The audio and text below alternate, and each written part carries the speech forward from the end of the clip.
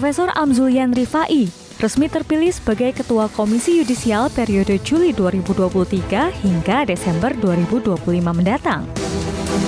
Amzulian terpilih dalam rapat pemilihan pimpinan Komisi Yudisial yang diselenggarakan pada Senin 5 Juni 2023. Rapat pleno pemilihan pimpinan Komisi Yudisial tersebut dihadiri 7 komisioner Komisi Yudisial. Amzulian menegaskan, dirinya akan berkomitmen untuk menegakkan disiplin dan berani bertindak sebagai pengawas eksternal. Tentu menjadi ketua dan wakil ketua Komisi Yudisial Republik Indonesia adalah amanah yang tidak mudah.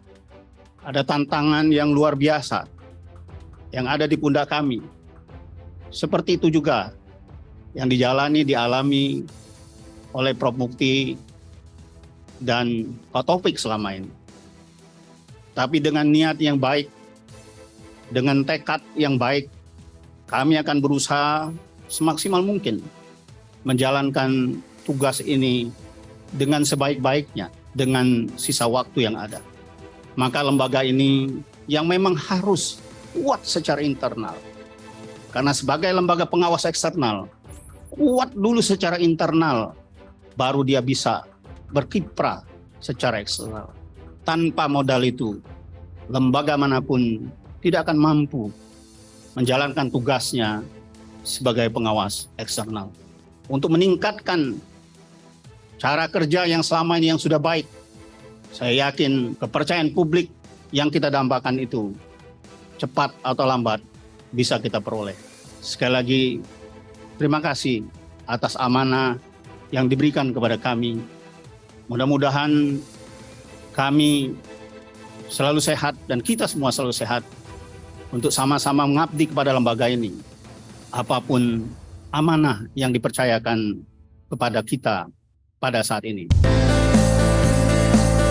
Mantan Dekan Fakultas Hukum Universitas Sriwijaya tersebut mengungkapkan rasa terima kasihnya dan menegaskan akan bekerja dengan tekun. Amzulian menyadari tantangan dan tanggung jawabnya usai terpilih sebagai Ketua Komisi Yudisial. Ia menegaskan akan disiplin dalam mengatur waktu dan juga berani dalam mengambil keputusan, tanpa memperdulikan resiko selama itu demi kebaikan institusi.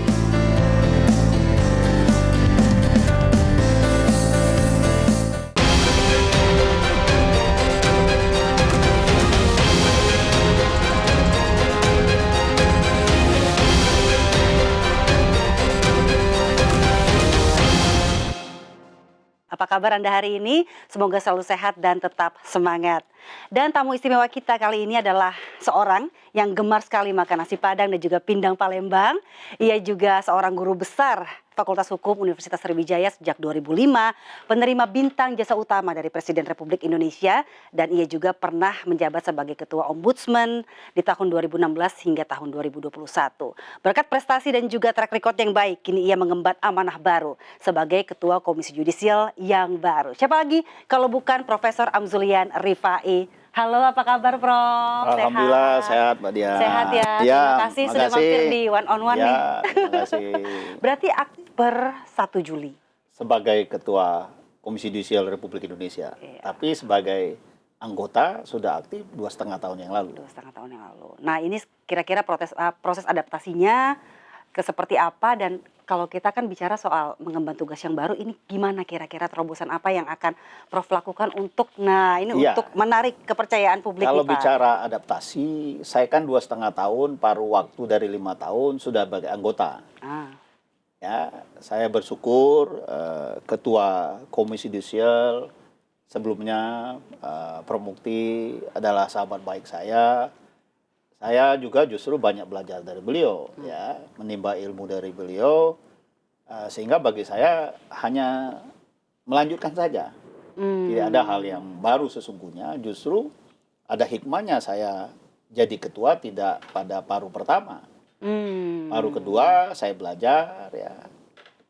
Kebetulan beliau orang Jogja, bisa memimpin dengan dingin, saya bisa belajar dari beliau. Sehingga para paru kedua ini saya sebenarnya sudah dapat ilmu dari ketua yang lama. Udah tandem ya Pak Udah ya? tandem. Nah, dan juga sebagai ketua tentu bukan hal baru. Saya sebelumnya Ketua Ombudsman Republik Indonesia Yap. yang stafnya di atas 1.000 orang, kantornya di 34 provinsi. Ya, kemudian saya juga pernah menjabat Dekan Fakultas Hukum 2 periode, jabatan-jabatan lain, pernah komisaris di BUMN juga, ya. Jadi sebetulnya amanah ini bukan hal yang baru bagi saya, ya. Tapi kan itu tentu saja soal adaptasi karena ini kan memang bidang hukum, ya. Nah, tadi ditanyakan apa yang akan saya kerjakan. Iya, terobosannya nih. Terobosan, ya. Jadi kalau kita bicara tentang peradilan, saya pikir saat ini tidak di atas kertas, ya. Di lapangan kita harus akui kepercayaan kepada bidang peradilan itu cukup memprihatinkan. Ya. Bukan bicara pidato formal, tapi kebetulan pada jabatan sebelumnya di Ombudsman kita bisa menggali sangat mendalam terkait birokrasi.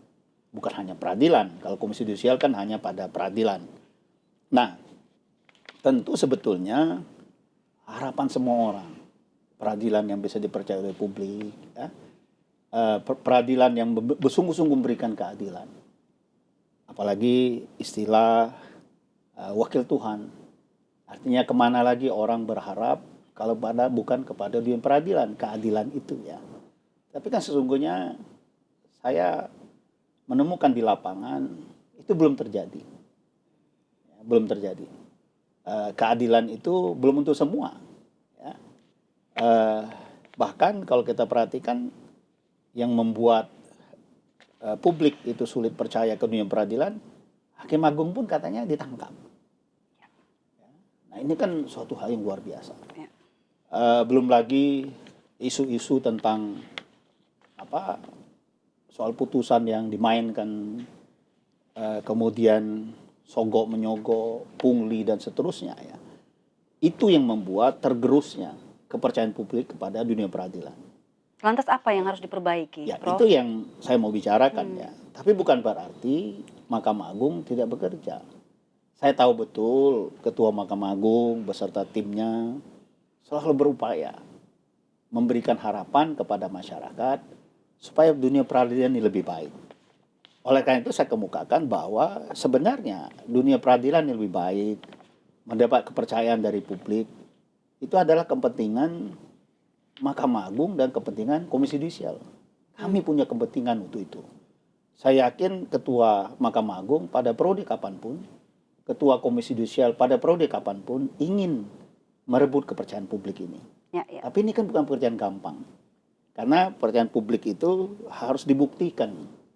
Bukan hanya jargon-jargon, bukan hanya pidato-pidato formal, ya, tapi mereka melihat. Tapi kalau ketidakadilan di mana-mana, putusan di mana-mana, bukan harus sesuai dengan permintaan publik, tetapi harus nyata itu adalah adil. Ya, oleh karena itu, kami di Komisi Yudisial, saya akan mencoba, dan harus bukan hanya mencoba, beberapa hal akan saya lakukan. Yang pertama adalah terkait laporan masyarakat. Sekarang pun saya sudah mulai koordinasi, jangan sampai masyarakat yang sudah melaporkan kepada Komisi Yudisial, ya tidak jelas tindak lanjut laporan itu. Berapa lama kalau ada orang melapor? Harus di follow up terus ya, Prof? Ya, berapa lama follow up-nya? Ya. 30 hari kah, 60 hari kah maksimal? Jangan sampai laporan itu ulang tahun. Ya, sampai ulang tahun kedua, ulang tahun ketiga. Nggak kelar-kelar. Ya kan? Nah, ini kan menggerus kepada lembaga di mana dia berharap ada yang ngawasi peradilan. Itu yang pertama. Dan itu menurut saya laporan masyarakat itu yang harus saya betul-betul fokus. Ya, bagaimana meraih kepercayaan publik, ya, kepada dunia peradilan kalau lembaga pengawasnya sendiri nggak bisa dipercaya. Ya, akhirnya nanti Komisi Yudisial menjadi bagian dari masalah, bukan menjadi bagian dari memecahkan masalah. Jadi laporan masyarakat kita kepada siapa dia mengadu terhadap pelayanan yang tidak baik. Bersyukur saya hampir 5 tahun saya ngurusin hal seperti ini. insya Allah saya tahu betul problemnya. Ya, itu yang pertama. Yang kedua, kewenangan Komisi Yudisial menyeleksi calon hakim agung (CHA). Ya, publik menilai bagaimana ini. Ya kan, satu dia melihat kami sering dipersalahkan dalam tanda kutip. KAI menyeleksi hakim agung, Ya. kok bermasalah? Ya walaupun ya nggak bisa juga kita disalahkan. Pada proses seleksi kita sudah maksimal. Ya kan, meminta laporan masyarakat kalau ada track record yang nggak baik. Ya setelah jadi hakim agung, masa kita dipersalahkan? Karena proses seleksi saya yakinkan, saya menyaksikan sudah sangat baik. Ya nggak bisa juga menyeleksi, setelah diseleksi, setelah itu kan mereka orang yang merdeka. Nggak bisa juga seluruhnya kita awasi. Baik Pak. Ini sangat menarik tadi soal yang tertangkapnya 2 hakim agung begitu Pak. Apakah ini minimnya integritas dari hakim agung dari hasil seleksi nggak terlepas dari kurangnya sebenarnya dari Komisi Yudisial untuk membuka ruang untuk partisipasi publik? Ya, saya pikir ada kompleksitas di situ. Nggak bisa kita melihat sesuatu itu dari satu sisi saja. Ya, nanti saya kaitkan kepada publik juga ya. Nggak bisa. Kenapa? Seorang menjadi hakim agung atau kemudian ada hal-hal yang tidak kita inginkan terjadi terhadap hakim agung, kan hakim agung juga tidak berdiri sendiri. Orang berperkara, pengalaman saya, gimana caranya dia mau menang? Ya. Ya kan? Udah ada cacat di depan. Ya, kedua belah pihak ini, gimana caranya dia mau menang? Nah, apalagi menyangkut misalnya pengaruh putusan ini terkait dengan tanah yang sekian hektar. Ada dana triliunan misalnya di situ. Maka semuanya itu berusaha supaya menang. Ya. Nah, pengalaman saya kadang-kadang bukan pada hakim agungnya persoalan. Tapi adalah orang-orang yang ingin berharap keuntungan pada putusan akhir nanti. Sehingga banyak yang cawi-cawi nih. Ya kan? Advokatnya cawi-cawi, mungkin orang yang mengaku bisa ngurus perkara cawi-cawi. Kemudian misalnya lingkup birokrasi Mahkamah Agung sendiri mungkin masih bisa ditembus. Ya. Jadi kompleksitas itu. Pengawasan oleh Komisi Yudisial juga mungkin terbatas. Pengawas internal di Mahkamah Agung yang namanya Badan Pengawas juga terbatas. Ya kan? Padahal sesungguhnya kalau kita orang-orang terpilih, itu nggak perlu ada pengawasan. Yang mengawas itu diri kita sendiri. Toh kita orang-orang yang terpilih. Orang-orang yang punya kapasitas, punya integritas, yang disumpah hampir setiap terima jabatan. Sehingga ada guyon, orang Indonesia ini banyak makan sumpah. Pejabat Indonesia ini banyak makan sumpah. Setiap terima jabatan dia bersumpah menurut kitab suci. Jangan-jangan negara lain nggak punya sehebat bangsa kita ini. Mengemban tugas pakai sumpah atas nama kitab sucinya. Apalagi bicara hakim. Hakim dipanggil yang mulia. Sehingga kalau saya sebetulnya jangan salah guna juga istilah yang mulia itu. Kalau panggilan yang mulia itu pada persidangan saya setuju. Ya. Tapi kadang-kadang ya mestinya panggilan yang mulia itu merefleksikan kelakuannya, perbuatannya. Bayangkan Anda dipanggil yang mulia. Apalagi disebut wakil Tuhan. Jadi sebetulnya pengawasan itu oleh diri sendiri. Ya, kalau semuanya mau diawasin 24 jam oleh badan pengawas, Mahkamah Agung, pengawas internal, atau oleh Komisi Yudisial yang memang dibentuk oleh Undang-Undang Dasar untuk mengawasi dunia peradilan, semuanya juga terbatas. Bayangkan di Komisi Yudisial mungkin hanya 300-an pegawainya. Harus mengawasi orang berapa ribu, di atas 8.000. Ya nggak mungkin. Nah, gitu. sudah tahu sekompleks itu Pak masalahnya. Kira-kira langkahnya yang akan Bapak lakukan apa? Lah itu tadi saya katakan, langkahnya. Laporan masyarakat kita tindak lanjutin, kemudian koordinasi dengan Mahkamah Agung. Ya mungkin juga saya akan perketat pengawasan, kita akan lebih intens dengan aparat hukum lainnya, dengan KPK, dengan Jaksa Agung. Ya, kemarin saya lama ngobrol dengan Jaksa Agung di ruangan beliau ya. Karena beliau, saya bersyukur di eksternal banyak memberikan atensi dengan terpilihnya saya sebagai Ketua Komisi Yudisial. Kemarin saya sudah koordinasi dengan Jaksa Agung. Ya, kita bicara apa yang bisa kita lakukan ke depan, ya, untuk memperkuat Komisi Yudisial. Ya kan gitu. Nah, kemudian tadi Mbak Dian kemukakan bagaimana dengan publik, itu satu hal yang sangat penting juga. Ke depan saya akan membentuk misalnya komunitas pengawas perilaku hakim. Ini penting. Saya akan membentuk itu, komunitas pengawas perilaku hakim. Kita akan lebatkan teman-teman media, teman-teman organisasi non pemerintah, akademisi, ya, supaya lebih tersalurkan. Pengawasan itu bukan, kalau KAI bekerja sendiri nggak mungkin. Lebih transparan juga ya Pak? Lebih transparan, karena harus melibatkan publik. Ya, suatu lembaga tanpa dukungan publik akan sulit untuk bekerja maksimal. Sehingga dengan saya kemukakan kemarin saya sudah memulai misalnya untuk bisa kita kuat sebagai institusi negara. Yang pertama, pengalaman saya di lembaga yang saya pimpin sebelumnya adalah kuat dulu secara internal. Jadi kekuatan internal itu sebagai modal untuk bergerak keluar. Saya katakan, bagaimana mungkin Komisi Yudisial bisa bekerja dengan baik kalau secara internal bermasalah? Ya, bermasalah itu artinya ini, bagaimana kekuatan investigasinya, bagaimana kekuatan pengawasan hakimnya, ya, bagaimana gerak cepatnya. Sehingga nanti saya berharap juga dalam planning saya mau membentuk misalnya yang namanya tim reaksi cepat. Bagaimana kalau tiba-tiba ada orang beracara di pengadilan merasa misalnya ada saksi dia, pokoknya ada problem lah di situ.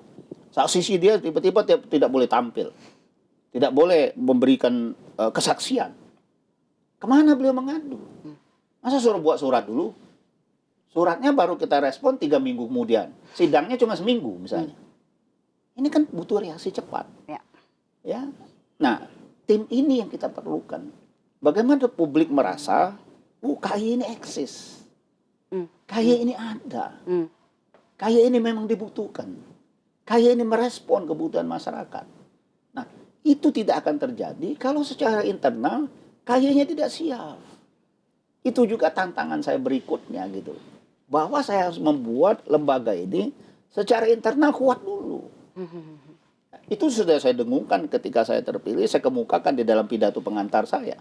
Bahwa internal harus kuat dulu. Nah, bersamaan tentu saja bicara tentang eksternal. Ya, eksternal itu tidak hanya kepada publik, tapi bagaimana hubungan baik dengan Mahkamah Agung sendiri. Dan tidak kalah pentingnya dengan DPR RI. Karena contohnya calon hakim agung yang lolos di Komisi Yudisial, aturan menentukan itu diserahkan kepada DPR. Ya, sejumlah yang lolos itu DPR tentu tidak memilih, tapi DPR setuju atau tidak setuju, ya, calon yang diajukan oleh Komisi Yudisial. Ya, buktinya selama ini memang agak kurang menyenangkan. Kenapa? Misalnya kita meloloskan yang lalu 9 hakim agung, tapi yang disetujui DPR hanya 3. Ini kan PR saya. Bagaimana saya bisa meyakinkan DPR sebagai ketua bahwa ini ada urgensi? Tolonglah kalau kita ngajukan 9, ya lolos 9. Ya, saya harus bisa meyakinkan ke DPR bahwa proses yang kita lalui ini sudah bagus sekali. Proses oleh KAI sudah bagus, kebutuhan Mahkamah Agung terhadap jumlah hakim agung juga sangat penting gitu loh.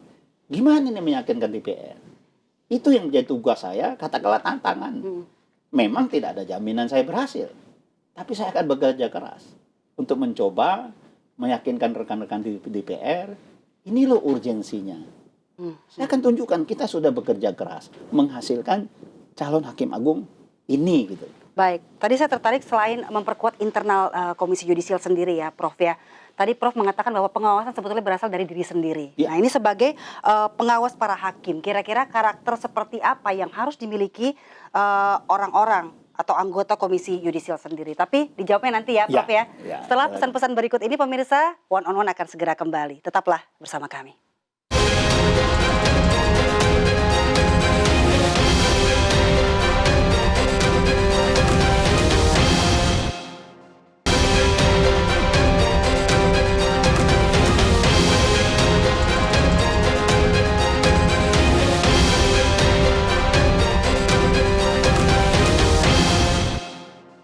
Masih bersama dengan Profesor Amzulian Rifai.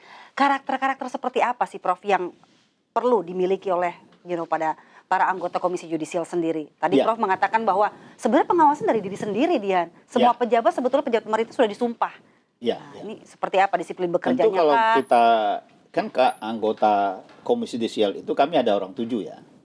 Sebetulnya kalau bicara anggota Komisi Yudisial sendiri itu sudah teruji. Dengan terpilihnya kami orang 7 itu udah selesai lah bicara karakter apa yang mesti dimiliki. Karena kita sudah diuji oleh psikolog segala macam ya kan. Udah lolos untuk kami bertujuhnya. Apa aja sih Pak yang perlu dimiliki sebenarnya? Enggak, bukan kaminya sebetulnya. Hakimnya. Iya. Gitu. Hakim yang kami awasin ya. Seperti apa karakter-karakter mereka yang perlu dimiliki itu selain sebetulnya disiplin, bekerja? Betul, kan ada 10 perilaku yang tertuang dalam kode etik dan pedoman perilaku hakim. Termasuk itu bersikap adil, profesional yang ke-10-nya, ya kemudian disiplin. Ada semua di situ. Dan setiap hakim mestinya tahu ada 10 pedoman perilaku itu. Seandainya mereka lakukan itu, ya nggak ada masalah di dunia peradilan ini. Oleh karena itu salah satu pemikiran saya nanti, saya ingin nanti kerjasama dengan Mahkamah Agung supaya 10 perilaku, pedoman perilaku itu ada di setiap lembaga pengadilan gitu loh. Gitu loh. Jadi terpublikasi. Ya, betul itu kalau kita buka HP sebentar aja dapat itu 10 kode etik ya. Pedoman perilaku. Tapi bagaimana mereka memastikan? Nah, bagaimana itu keseharian tampak bukan hanya pada hakim, bukan hanya untuk aparat pengadilan, tetapi juga masyarakat yang berurusan pengadilan, dia tahu, oh ternyata hakim ini harus begini. Harus begini. Ada 10 loh pedoman perilakunya. Nah, saya ingin ini ada semacam apalah spanduk kayak di setiap peradilan. Memang kelihatannya suatu hal yang sederhana. Tapi kan ini mengingatkan kita di dalam keseharian kita. Ini loh yang mestinya perilaku seorang hakim itu. Dan bukan hanya hakim yang mesti tahu.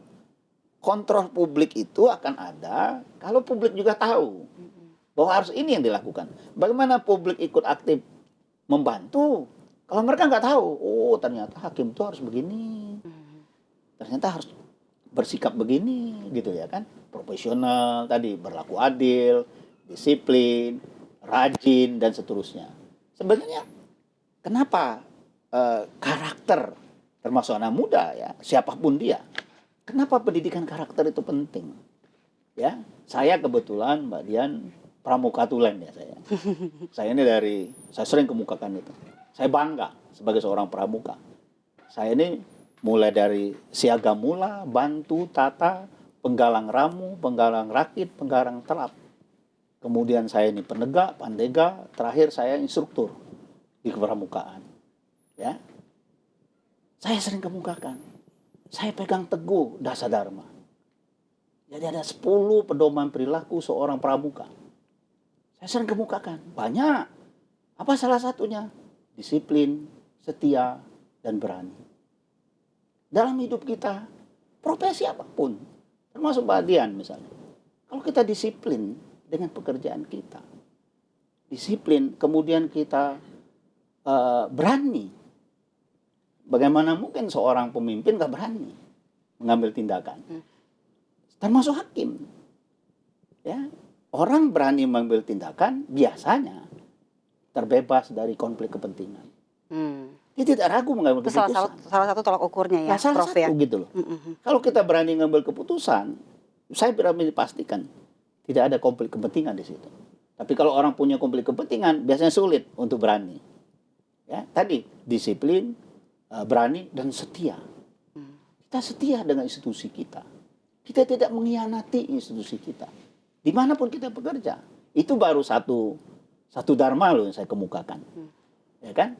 Apakah nanti nilai-nilai dari pramuka yang pernah Bapak pelajari selama ini Bapak akan terapkan dalam pelatihan, terus juga penguatan etika? Ya, kalau saya kan sebagai, itu bicara tadi karena pencegahan. bicara pembentukan karakter, itu kan sebenarnya lebih kepada pribadi seseorang. Ya, saya bicara pribadi saya.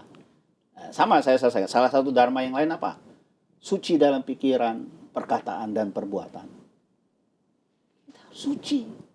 Pikiran kita yang kita ungkapkan, yang kita kerjakan. Di di dalam ajaran agama saya, artinya kita nggak boleh munafik. Lain yang kita omong, lain yang kita kerjakan, lain juga di dalam hati dan pikiran kita. Ini kan nilai-nilai yang luar biasa menurut saya. Nah, kalau soal tadi apa yang KAI kerjakan dalam upaya meningkatkan kapasitas pelatihannya hakim, seperti apa memang nanti ada, kira-kira, ya, itu kan penguatan itu etikanya kan seperti ada, apa? ya itu ada program. Kita ada program untuk meningkatkan kapasitas hakim. Ada komisioner, anggota yang bertanggung jawab untuk itu. Ya, tapi kan nggak salah, nilai-nilai pramuka itu sangat bagus loh Pak. Dan untuk generasi yang betul. sekarang ini Tapi kan sepertinya kadang-kadang mau ngajarin yang tua-tua susah juga, ya kan? Apa mempan itu, ya kan? Jadi kalau pelatihan sama juga, saya misalnya udah profesor dan hakim agung banyak yang profesor juga. Jangan-jangan disuruh pelatihan jenuh juga dia kan gitu ya kan? Jadi upaya-upaya itu sudah dilakukan. Sebenarnya mereka yang jadi hakim agung udah lolos lah semua yang kayak gitu. Tapi kenapa masih terjadi tindak-tindakan korupsi sampai saat saya ini? katakan tadi kompleks tadi, bukan hanya pada diri seorang hakim agung saja. Kan seorang tapi orang-orang yang berkepentingan nggak bebas dari miliunya kan, dari lingkungannya, ya kan? Orang berbagai cara supaya dia dimenangkan. Oleh karena itu saya katakan, saya bukan membela para hakim, hakim agung misalnya. Beliau kan manusia biasa juga, ya, yang tidak lepas dari pengaruh, kadang-kadang tekanan. Ya, kita bisa mengatakan, oh harus gini-gini. Ya namanya manusia biasa, nggak terbebas dari itu semua. Berarti kendalanya sejauh itu adalah di orang-orang yang mau memenangkan hakim tersebut ya Pak ya? Enggak begitu. Semua. Kan kalau kita berani menolak, siapa yang bisa memaksa kita? Ya kan gitu. Orang datang ke saya nih mempengaruhi saya misalnya. Kalau saya nggak mau, emang bisa? Jadi sama semuanya gitu. Bagaimana kita mendidik masyarakat juga? Memang kompleks bangsa ini. Ya. Bagaimana mendidik orang misalnya jangan takut bertanding. Tapi jangan juga takut kalah ketika bertanding. Ini yang dan ini kan implikasinya dalam banyak hal. Di dalam ketatanegaraan kita misalnya. Ya, bagaimana mempunyai karakter itu? Jangan takut bertanding, tapi jangan juga takut kalah ketika bertanding. Ya kan gitu. Nah, kalau kita percaya bahwa sistem itu baik, mungkin orang tidak takut bertanding. Nah, memunculkan ini, trust ini yang jadi problem kita. Dan problem ini saya pikir kebetulan aja kita bicara sekarang di dunia peradilan. Saya pikir pengalaman saya di ombudsman dulu hampir sama birokrat yang lain, birokrasi yang lain itu punya problem yang mirip-mirip juga gitu. Ya, trust publik bahwa mereka itu urusannya betul-betul diurusin oleh orang yang fair. Ya. Nah, kompleksitas ini di satu sisi mungkin dunia peradilan, di sisi lain birokrasinya, di sisi lain di situ ada masyarakatnya. Ya, semuanya itu berbaur. Memang menurut saya yang terakhir, garda terakhir adalah pada hakim itu sendiri. Oh, dia bebas dari pengaruh kan, apa masalahnya gitu? Ya, lantas untuk mengaitkan masalah-masalah yang kompleks tadi, Prof, itu bagaimana? Prof sudah tahu kendalanya ada di A, ada di B, ada di C. Bagaimana mensinkronkan itu semua sehingga laporan masyarakat yang masuk bisa tertangani dengan baik dan cepat? Memang tidak ada yang paling cespleng solusinya ya. Karena kan menyangkut manusia, orang perorangan, yang sebetulnya masalahnya juga beda. Udah sangat, kalau Anda bicara hakim agung, udah sangat senior. Ya kan, nggak bisa juga kita misalnya kasih kuliah sehari berubah. Nggak bisa juga. Nah maka, kalau nggak mempan itu dan tetap melakukan, maka ada yang namanya MKH. Majelis Kehormatan Hakim. Kita berhentikan. MKH itu, Majelis Kehormatan Hakim itu ketika laporan, kita proses, kita anggap ini harus diberhentikan, masuklah dia ke namanya MKH. Majelis Kehormatan Hakim yang terdiri dari hakimnya itu, panelnya itu, mahkamahnya itu 3 orang hakim agung dan 4 orang anggota Komisi Yudisial Republik Indonesia.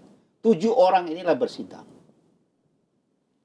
Ya, ketika nggak ada jalan lain, melalui mahkamah itulah kita beri kesempatan si terlapor membela diri dengan berbagai tuduhan kesalahannya. Kalau kita anggap tidak pas pembelaan itu, ya kita berhentikan sebagai hakim. Dan itu sudah terjadi. Tapi kalau terkait masyarakatnya sendiri Pak, mereka kan ingin direspon dan ditanggapi dengan cepat seperti itu. Bagaimana mereka make sure nantinya dalam kepemimpinan Bapak begitu ya, laporan masyarakat ini akan direspon, ditanggapi dan dikerjakan dengan baik dan cepat? Ya, itu saya katakan tadi ya. Yang pertama memang harus kita respon. Tetapi juga KAI atau lembaga pengawas lainnya bukan juga pembela pelapor. Ya, jangan salah. Kalau pembela pelapor kan pelapor pasti cepat dan keputusan hasilnya adalah sesuai maunya dia. Tidak seperti itu. Ya. Nah, pelayanan itu yang perlu. Ya kan? Kembali ke birokrasi Kembali ya Pak trust ya? lagi. Kalau beliau trust kepada kita, laporannya kita tindak lanjutin. Nah, itu memang menjadi salah satu fokus saya. Bahwa laporan masyarakat itu betul-betul kita tindak lanjuti.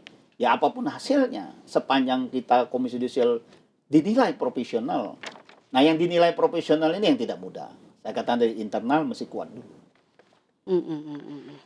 Oke, ini kan KAI melakukan pengawasan kita tahu ya agar putusan hakim dapat memberi Pak rasa keadilan. Ya. Rasa keadilan yang Bapak ungkapkan di awal begitu ya, itu betul-betul dirasakan oleh masyarakat. Ini boleh dijelaskan Pak terkait hal ini apa yang akan Bapak lakukan lagi untuk memperkuat hal tersebut? Ya, itulah saya katakan tadi.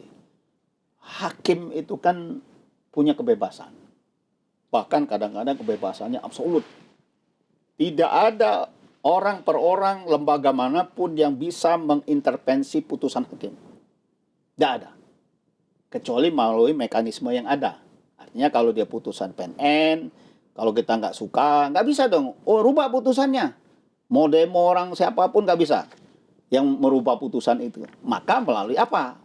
Banding, kasasi, PK, hanya itulah yang bisa merubah putusan hakim.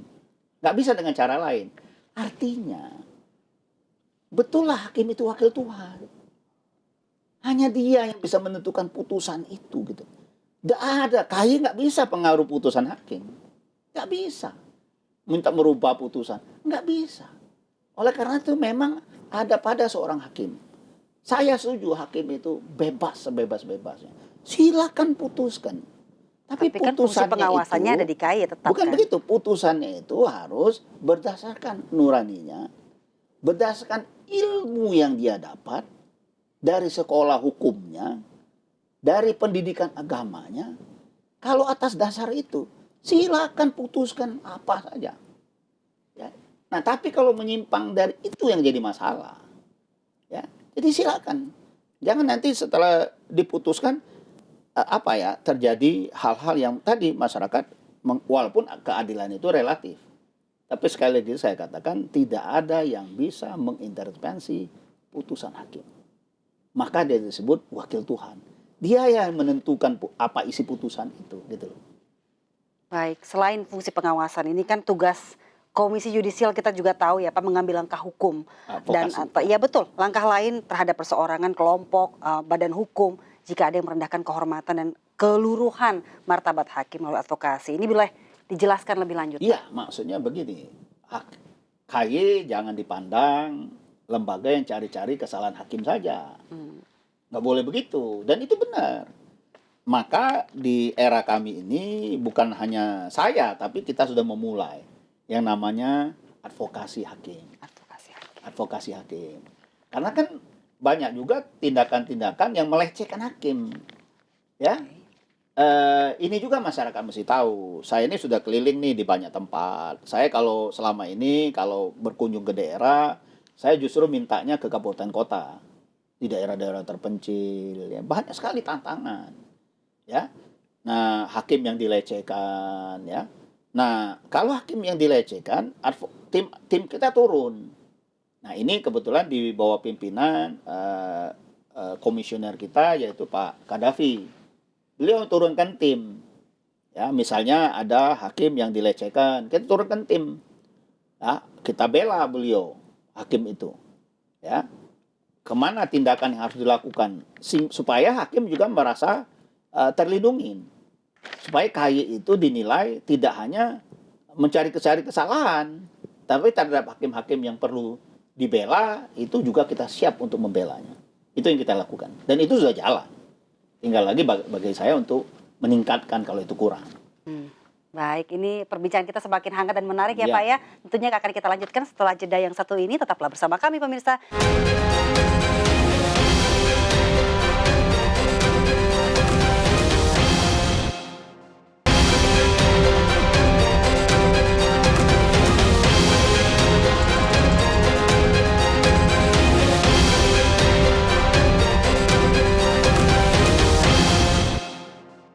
Anda kembali menyaksikan One on One bersama saya Dian Mirza dan juga masih bersama dengan Profesor Amzulian Rifai. Ini udah makin sibuk nantinya. Ya. Hobinya jogging, Mas kira-kira masih bisa dilakuin nggak? Oh tentu. Kalau saya olahraga itu treadmill bisa 7 kali seminggu. 7 kali seminggu. Walaupun Setiap badannya belum hari ideal ya. Ya. Setiap hari. Saya malah pernah jalan Setiap pagi Pak? Setiap pagi. Saya selalu bangun sebelum jam 4. Oh wow. Paling Setiap lama hari? Setiap hari. Nggak peduli jam berapa tidurnya? Nggak peduli. Oh, oke. Tapi saya selalu tidur paling lama jam 10 biasanya. Bangun tidur, saya sholat, olahraga, biasanya berupaya tidak sarapan pagi. Ah oke. Supaya jangan terlalu gemuk. Ya, biasanya 6:15 saya udah berangkat kantor. 6:30 udah di kantor. Kadang-kadang saya pernah dari rumah jalan kaki ke kantor. Sekitar 8 km. Wow. Jalan kaki ke kantor. Karena menurut saya kesehatan psikis itu penting. Kesehatan psikis tidak akan muncul raganya kalau fisiknya nggak sehat. Setuju. Ya kan? Soal umur itu Allah yang menentukan. Tapi saya pikir olahraga, jangan stres. Ya setiap orang punya beban. Saya biasanya Sabtu Minggu itu nyetir. Saya keliling Jabodetabek ini. Sama keluarga Pak? Kadang, wah semua sibuk sendiri. Kalau istri saya kadang-kadang ya pernah ikut. Tapi kadang-kadang 4 jam di mobil aja muter-muter, bosan juga dia. Oh, seneng keliling aja. Keliling. Bisa sampai 4 jam nyetir? Bisa aja. Loh, kalau misalnya saya kadang-kadang sarapan misalnya di BSD, di Intermoda situ ya kan, karena ada di situ lontong Padang yang enak. Ya, nanti siang saya makan siang misalnya di Cibubur Jangseng. Oh, Udah ada teman di situ. keliling kuliner. Bisa kuliner, bisa ngopi-ngopi, ya kan? Nah, artinya intinya adalah bahwa olahraga itu penting. Berusaha, saya katakan, berusaha rileks itu penting. Nggak bisa orang rileks, tapi Tetap berusaha. menemukan me time-nya juga ya Pak Menurut ya, saya di tengah Menurut kesibukan. saya perlu. Nonton saya hobi. Oh iya, Kalau di Netflix itu udah habis itu film itu saya tonton semua itu. action. Semuanya udah ya. Yang feature, yang film lepas ya. I see. Sekarang banyak episode, waduh Iya, panjang series. sekali. Iya. Nggak ada Series waktu itu. juga kali ya Bapak ya. Ada, selalu ada. Sebelum itu, toh biar kita mengatur waktu. Jangan waktu yang mengatur kita.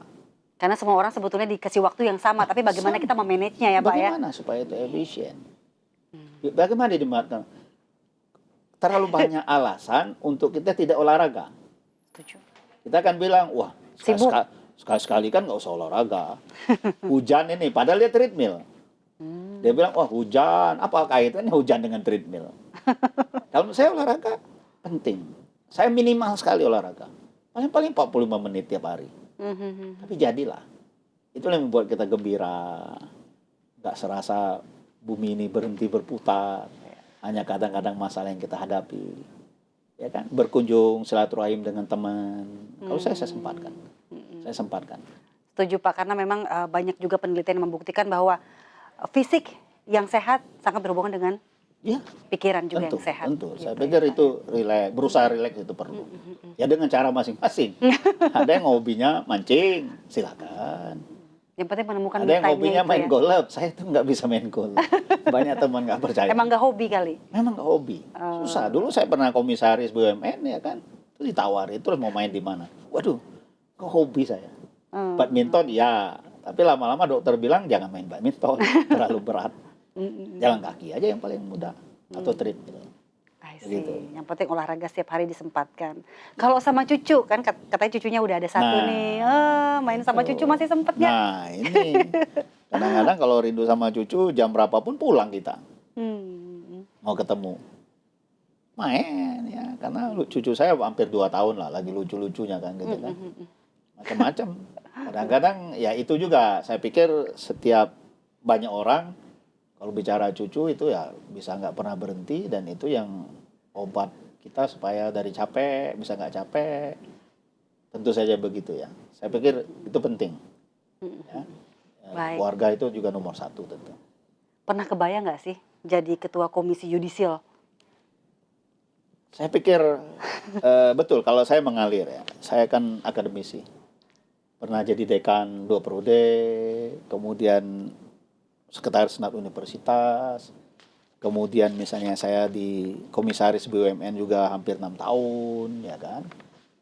Ya nggak pernah kebayang. Saya dulu hanya mau di perguruan tinggi. Oh, jadi rektor? Jadi rektor, ya kan. Nggak pernah kebayang saya. Tapi rektornya kalah. Nggak kepilih? Nggak kepilih. Nah dulu sebenarnya yang hampir pasti itu penyebabnya saya dinilai terlalu keras. Katanya saya jadi dekan dulu aja pernah memecat 4 orang, kemudian 1 orang masuk penjara, ya terlalu keras. Padahal kalau kita mau perbaikan ya nggak ada pilihan lain, harus keras, ya kan. Tapi itulah yang membuat saya tidak terpilih menjadi rektor. Tapi saya tidak pernah marah dengan orang yang mengalahkan saya, apalagi marah dengan Tuhan. Ya, saya terima kekalahan itu dengan baik.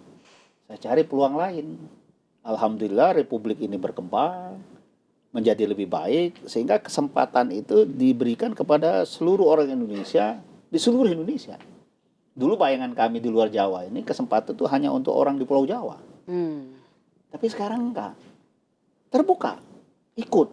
Silakan ikut. Saya sering cerita di mana-mana, tanyakan kepada saya, kenapa saya bisa lolos? Ya. Ya kan? Saya tidak pernah kata orang mengeluarkan uang spesial, aku nggak pernah. Cawi-cawi, aku nggak pernah. Bawa orang cawi-cawi supaya saya jadi, mungkin ada. Tapi saya nggak pernah. Nah, terbukalah kesempatan ombudsman. Saya nggak ngerti ombudsman itu apa. Yang saya tahu, saya harus lari dari lingkungan saya karena saya kalah pemilihan rektor. Saya tidak terpilih jadi rektor. Ya, saya manusia biasa juga. Cari-carilah, dapatlah ombudsman itu. Saya baca undang-undangnya, lembaga hebat ini. Masuklah saya di ombudsman. Tidak ada cita-cita. Oleh DPR, saya dipilih jadi ketua. Dan ternyata dinilai berhasil. Buktinya saya dikasih presiden bintang jasa utama. Nggak sembarang orang bisa dapat, dan saya bangga dengan itu, ya kan, dengan bintang jasa utama itu. Nah, ternyata saya ada bakat juga nih mimpin lembaga negara, ya kan gitu kira-kira ya. Nah kemudian menjelang saya habis di ombudsman, ada kesempatan untuk di komisi yudisial, lembaga yang dalam tanda kutip dari segi pembentukan lebih hebat lagi. Karena komisi yudisial ini dibentuk berdasarkan Undang-Undang Dasar 1945. Di dalam pasal 24B, 24A itu mengatur tentang Mahkamah Agung, 24B itu mengatur tentang komisi yudisial, 24C itu mengatur tentang Mahkamah Konstitusi. Ya, tentu ini suatu hikmah yang luar biasa. Saya guyon dulu kalau saya jadi rektor, itu dilantik rame-rame, mungkin 7 orang rektor oleh menteri. Ya kan? Rame-rame nih rektor ini. Saya keguyon gitu dan bersyukur kepada Allah. Dan ternyata saya jadi ketua ombudsman dilantik oleh kepala negara. Hanya sendiri gitu, artinya sesama gitu kami aja. Kemudian di komisi yudisial dilantik oleh kepala negara juga. Ini kan suatu hikmah. Oleh karena itu, ketika kita menghadapi kesulitan atau dalam satu kompetisi kita kalah, jangan pernah menyalahkan orang yang mengalahkan kita. Saya pegang prinsip di dalam hidup kita, selalu ada orang yang lebih baik dari kita. Kalau kita berpegang itu, kurang stres, kurang membenci orang yang mengalahkan kita, dan pada akhirnya kita ketika pada kondisi tidak berdaya, kita berserah dirilah kepada yang menciptakan kita. That's very thoughtful, Pak. Ya, saya Terima pikir kasih. itu. Ya. Dan insya Allah itu sudah saya lakukan. Dan sekarang saya dapat amanah, ya, sebagai Ketua Komisi Judisial Republik Indonesia. Ini amanah Betul. yang harus saya kerjakan. Amanah dari para komisioner lain, amanah dari staf yang ada, dan yang paling penting adalah amanah dari negara Republik Indonesia. Begitu kira-kira. Benar kata pepatah kali ya Pak ya, rencana Tuhan selalu lebih baik. Ya. Nah, bagaimana ketika Bapak terpuruk pada saat itu? Mungkin pada saat Bapak gagal terpilih menjadi rektor, itu proses bangkitnya lama nggak Pak? Resiliensi itu Pak yang perlu kita ibarat tularkan untuk generasi muda saat ini. Iya. Yang gimana kita lihat mungkin ya Pak ya, generasi sekarang tuh lebih kreatif, lebih cerdas pastinya Betul, ya Pak ya. betul. Tapi bagaimana cara Bapak menularkan, mungkin di lingkungan terkecil dulu, di internal Bapak nantinya atau di keluarga Bapak, menularkan resiliensi itu bahwa ketika kita gagal, lihat peluang lain. Iya. Saya pikir ya karena saya ini terlatih, sekali lagi saya pramuka beneran. Itu. Kita keras dilatih. Saya dulu dilatih karakter saya ini oleh TNI dan Polri. Karena saya dulu pramuka terakhir adalah Satuan Karya Bayangkara. Ya, yang begitu keras. Saya dilatih sama Angkatan Darat, dilatih sama Polri. Ya, itu yang membentuk karakter. Saya pikir disiplin itu nomor satu. Disiplin. Ya susah kita mau menggambar. Mungkin karena saya terlatih dalam banyak hal.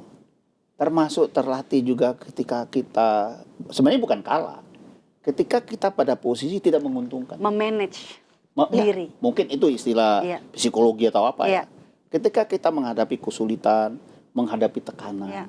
menghadapi situasi yang mengecewakan. Iya. Tidak sesuai plan. Ya, tidak sesuai. Toh karakter-karakter ini yang mesti dimiliki seorang pemimpin sebetulnya.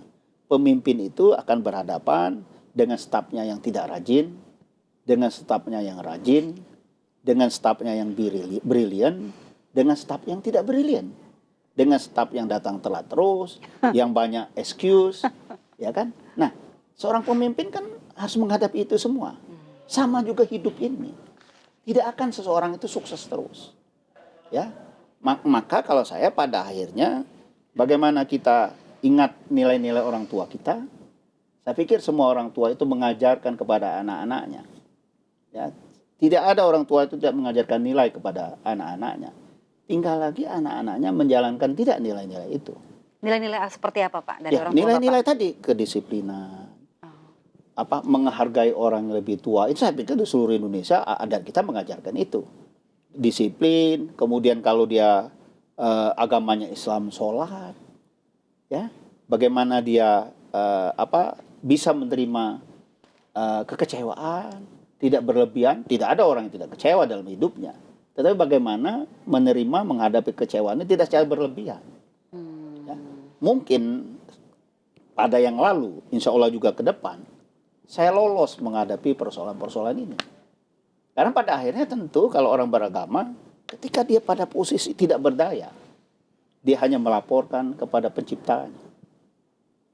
Saya pikir itu jalan yang membuat kita relief ya. Kita bisa kembali merasa enak diri kita. Ya, agama apapun. Ya, kebetulan saya beragama Islam, maka itu saya lakukan. Baik. Kita diajarkan sholat tahajud, kita diajarkan bangun pagi, ya. Nah itu semua tentu nilai-nilai itu. Saya yakin anak muda sekarang juga sebetulnya bisa. Saya sering katakan sama anak muda, saya pada usia seumur Anda, saya tidak sepintar Anda. Saya sering kemukakan. Saya kagum kepada Anda, anak-anak muda sekarang, pinter-pinter semua. Betul, betul. Informasi begitu cepat, ya mereka begitu bisa mengolah informasi jauh dengan saya pada usia mereka. Bayangkan dalam kehebatan anak muda sekarang, kalau mereka berkarakter luar biasa, paling tidak yang bersangkutan dan untuk negara ini. Baik. Kan kira-kira begitu. Baik, terima kasih Prof Ya. atas waktunya, Terima diskusinya kasih. luar biasa. Ya. Selalu sertakan Tuhan dalam kehidupan kita dan dalam karir kita ya Prof Saya ya. pikir harus. Terima kasih banyak Terima Prof. kasih, sama-sama, Semoga Mbak Dian. amanah dengan tugas barunya. Terima kasih, mohon doa semoga dan mohon lancar, dukungan. bisa melakukan terobosan yang terbaik untuk Ya. Komisi Yudisial Tentu kita. kami Terima akan kasih kerja banyak keras. Prof. Terima kasih. Terima kasih, sampai ketemu lagi. Dan pemirsa, demikianlah One on One kali ini. Saya Dian Mirza. Terima kasih dan sampai jumpa.